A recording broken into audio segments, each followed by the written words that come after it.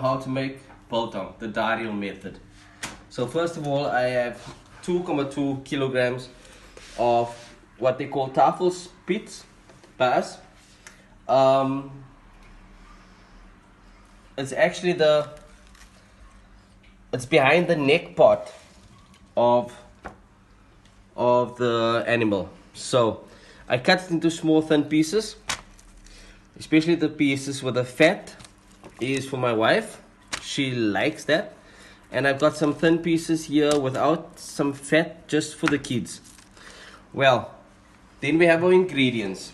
We have some bicarbonate of soda, natron in German, coriander, seeds.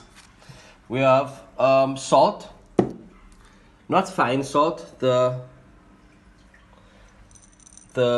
big pieces of salt. Then we have the pepper corns.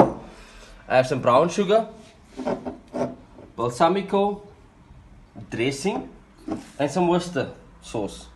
Worcester sauce is the most important thing. That's for the flavor. So what I did is I sprayed some Worcester sauce and some balsamico into my pan where I'm gonna lay the meat in. I've grinded some peppercorns, should be like in halves, and then I'll add the coriander to it and grind it again for the meat. So the process will be, after I've did this, put in some salt, balsamico and Worcester sauce, I will lay the meat in. Just lay it in nicely so that both sides will be, you don't need to be shy with the dressing. Really, it's really just for flavor. Some people just put a little bit on. Some guys go way overboard, but actually you can't go way overboard, really. Let's see, let's do this first, and I spray some Eno again. As you can see, I'm not being very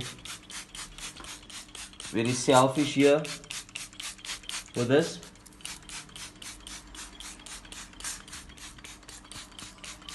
That's it. Some Worcester sauce.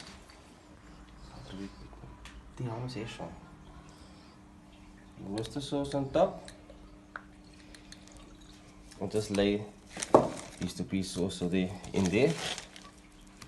So, like I said, this was about 2 kilo. It will probably take about 3 to 4 days to dry out, finish, and have the perfect biltong. If you cut it too thick, you have to wait longer. And as you guys know, the wait is terrible. So I cut it in the thin pieces, and then you won't have, like, by the thick pieces, you always have like the outside very hard, not hard, but perfect, and then in the middle is very soft. Here we won't have that problem. So, as you can see, let me just dry my hands up quickly.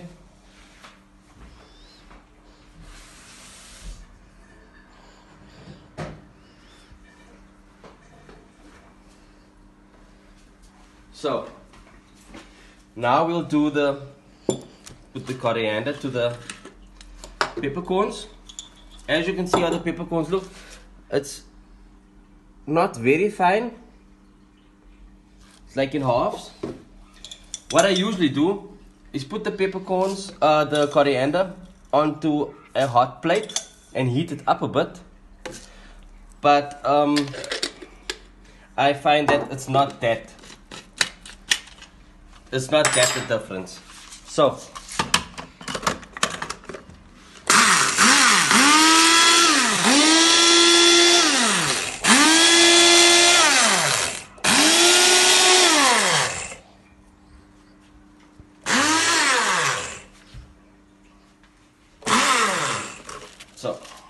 just show you guys how it should look at. That's it. That's how it should look. Oh, the smell is wonderful. So what I do is, first the salt. We have salt at the bottom.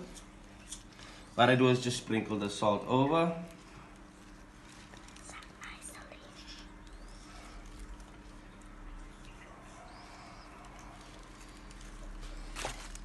Then I put on the bicarbonate of soda. Brown sugar. For the top layer, 2 teaspoons is enough.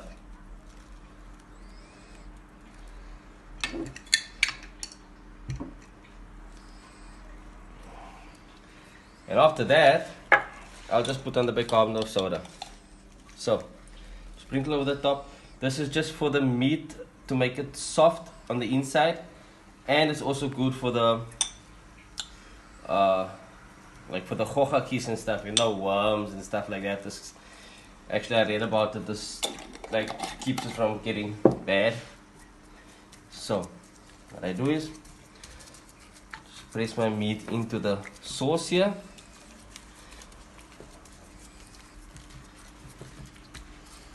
And then, once that's done, comes the main ingredient. And this I just mix up a bit. Here it goes. Wow, look at that. It smells divine. Don't be shy also with this. It does fall off when you hang it. So, once you've done this, the top side, we'll have to just